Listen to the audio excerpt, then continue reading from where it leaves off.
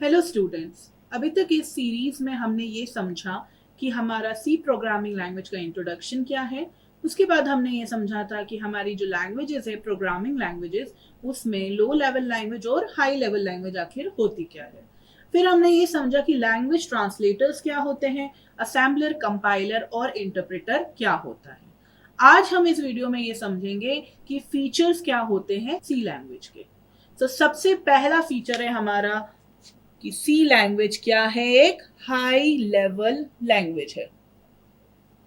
सबसे पहला feature high level language होने का मतलब क्या हुआ हमारे पास कि ये जो लैंग्वेज है वो ह्यूमन लैंग्वेज के काफी क्लोज है, नेचुरल लैंग्वेजेस जो होती हैं। इसीलिए ये डेवलपमेंट के लिए, सॉफ्टवेयर बनाने के लिए, यूजर्स के लिए, डेवलपर्स के लिए काफी इजी पड़ती है अलग अलग सॉफ्टवेयर्स को डेवलप करने के लिए।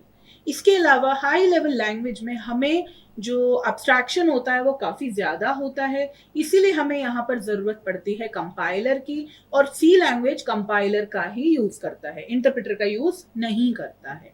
कंपाइलर का यूज करता है पूरे कंप्लीट सी के कोड को एक साथ कंपाइल करके उसमें एरर चेक करने को, और अगर वो एरर फ्री है तो फिर हमारा कंपाइलर हमें एक आउटपुट जनरेट करके देगा, हमारा एग्जीक्यूशन करेगा प्रोग्राम का।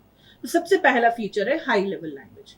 दूसरा फीचर है ये जो लैंग्वेज होती है वो स्मॉल और सिंपल होती है। Small and simple. स्मॉल होने की रीजन क्या है, क्योंकि इसके पास जो इसकी लाइब्रेरीज है उसके पास जो कीवर्ड्स हैं वो सिर्फ 32 कीवर्ड्स हैं। दूसरे लैंग्वेजेस में बहुत ज्यादा कीवर्ड्स होते हैं, यहाँ पर हमारे पास सिर्फ 32 कीवर्ड्स होते हैं। इस वजह से इन्हें याद कर रखना वो काफी इजी होता है। सिंपल का मतलब यह हुआ क्योंकि ये स्मॉल रहती हैं तो इन्हें लिखना भी, इन्हें इस कोड को लिखना भी काफी इजी होता है और रीड करना भी काफी इजी होता है। नेक्स्ट हमारे पास होता है, नेक्स्ट टॉपिक वो है कि दूसरी जो लैंग्वेजेस हैं, other languages are dependent on C, depend on C. जैसा कि मैंने आपको हमारे फर्स्ट वीडियो में ही बताया था कि हमारा जो यूनिक्स ऑपरेटिंग सिस्टम है उसका जो कर्नेल है वो सी में लिखा गया है। हमारे पास जितने भी लैंग्वेजेस, इंटरनेट लैंग्वेजेस हैं वो भी हमारी सी के कारण ही एग्जीक्यूट हो पाती हैं। तो ये सारी चीजें क्या है हमारी कि दूसरी जो लैंग्वेजेस हैं वो भी डिपेंड करती है सी के ऊपर। तो इसलिए मैं आपको यही सजेस्ट करूंगी कि सी का फैशन कभी नहीं जाता है। आप अगर सी लैंग्वेज में एक्सपर्ट हैं तो आप बहुत बहुत अच्छी जगह प्लेसमेंट पाएंगे। फोर्थ हमारे पास जो फीचर है सी लैंग्वेज का वो ये है कि ये जो लैंग्वेज है वो पोर्टेबल है। क्योंकि ये एक हाई लेवल लैंग्वेज है तो मशीन लैंग्वेज की तरह और असेंबली लैंग्वेज की तरह अगर ये किसी एक पर एग्जीक्यूट करा गया डिवाइस पर तो ये दूसरे पे एग्जीक्यूट भी करा जा सकता है। मशीन लैंग्वेज और असेंबली लैंग्वेज में ये इशू था कि ये पोर्टेबल नहीं थे, जो कोड जहां लिखा है वहीं एग्जीक्यूट होगा। बट सी का कोड, सोर्स कोड, आप कहीं भी किसी भी कंप्यूटर पे जाकर अगर उसके पास वो कंपाइलर है तो वो उसे रन करेगा। फिफ्थ फीचर है हमारे पास इसका बिल्ट इन फंक्शंस और ऑपरेटर्स।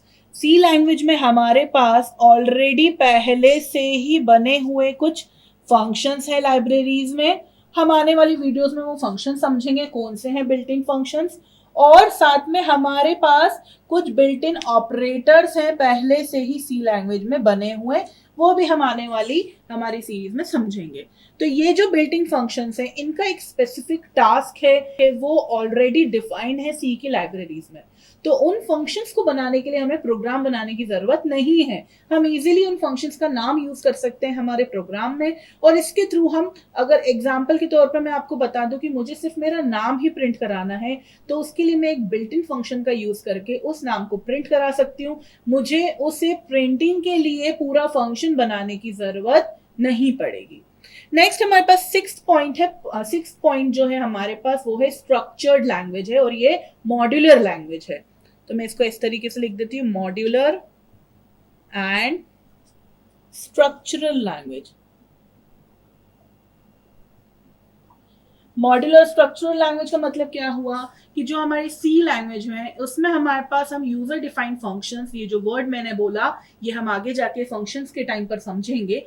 यूजर डिफाइंड फंक्शंस मतलब हम जो फंक्शंस बनाते हैं उनके थ्रू हम हमारे सी के प्रोग्राम को छोटे छोटे पार्ट्स में डिवाइड कर सकते हैं। इससे क्या होता है कि अगर हम किसी एक बड़े प्रोजेक्ट पे वर्क कर रहे हैं तो हमारे पास अगर 60 सॉफ्टवेयर डेवलपर्स हैं तो हम हमारे एक पूरे प्रोजेक्ट को छोटे छोटे मॉड्यूल्स में डिवाइड कर सकते हैं। हम प्रोग्राम को भी छोटे छोटे मॉड्यूल्स में डिवाइड कर सकते हैं और हम उन हर एक सॉफ्टवेयर डेवलपर को उस पर्टिकुलर एक एक मॉड्यूल का काम दे सकते हैं। बाद में उन सबको ऐड ऑन करके हम हमारे प्रोजेक्ट को डेवलप कर सकते हैं। इससे हमारा जो काम है वो काफी फास्ट हो जाता है और इसमें एरर के भी चांसेस कम रहते हैं। नेक्स्ट हमारे पास पॉइंट है पॉइंटर्स। ये भी हम समझेंगे हमारे सी की सीरीज में आगे। पॉइंटर्स की वजह से हम यहाँ पे डायरेक्ट डीलिंग कर पा रहे हैं मेमोरी से। सी लैंग्वेज में हम पॉइंटर्स यूज करते हैं तो हम यहाँ पर हमारा जो भी डेटा है, जो भी वैल्यूज हैं, उन्हें हम मेमोरी में जहां सेव कर रहे हैं, स्टोर कर रहे हैं, हम उस जगह का मेमोरी एड्रेस जो है हम उससे डील कर पाते हैं। ये जो मैंने अभी आपको बात बोली है, अगर समझ आई है तो बहुत अच्छी बात है, नहीं समझ आई है तो आगे जाके हम ये पूरा टॉपिक होगा वो पढ़ेंगे और उसमें हम समझेंगे कैसे पॉइंटर्स में हम सी का हमारा जो यूज है वो ज्यादा बढ़ पाता है। नेक्स्ट हमारे पास है एक्सटेंसिबल लैंग्वेज।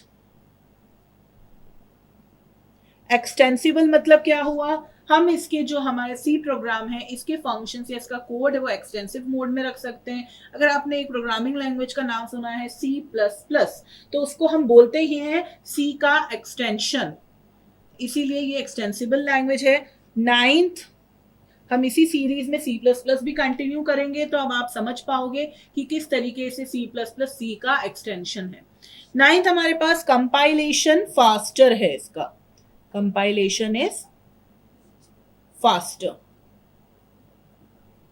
क्योंकि ये कंपाइलर का यूज करता है तो इसलिए एक बार में पूरा प्रोग्राम एक साथ कंपाइल करता है, तो इसलिए लाइन वाइज मेमोरी नहीं देना पड़ती है और एक साथ कंपाइल करके सारी एरर्स शो कर देता है तो डिबगिंग इजी हो जाता है, तो टाइम टेकिंग नहीं होता है, इसलिए कंपाइलेशन इसका फास्ट होता है। नेक्स्ट हमारे पास टॉपिक है केस सेंसिटिव।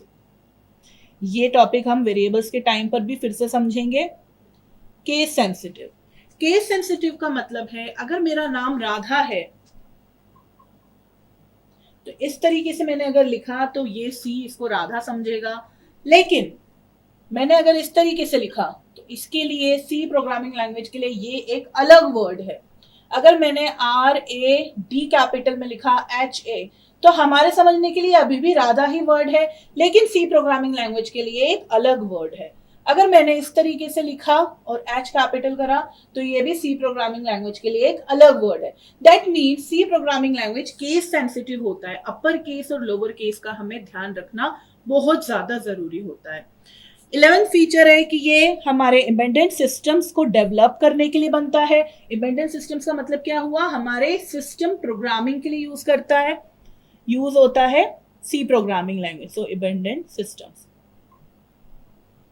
लास्ट हमारा है सबसे इंपॉर्टेंट चीज कि सी प्रोग्रामिंग लैंग्वेज हमें रिकर्शन प्रोवाइड करता है। रिकर्शन भी हम एक टॉपिक है जो हम सी प्रोग्रामिंग लैंग्वेज में आगे जाकर पूरा पढ़ेंगे। तो ये रिकर्शन हमें अलाउ करता है, दैट मीन्स हम एक ही फंक्शन के अंदर उसी फंक्शन को फिर से रिकर्सिव मोड में कॉल कर सकते हैं। तो ये कुछ फीचर्स है हमारी सी प्रोग्रामिंग लैंग्वेज के।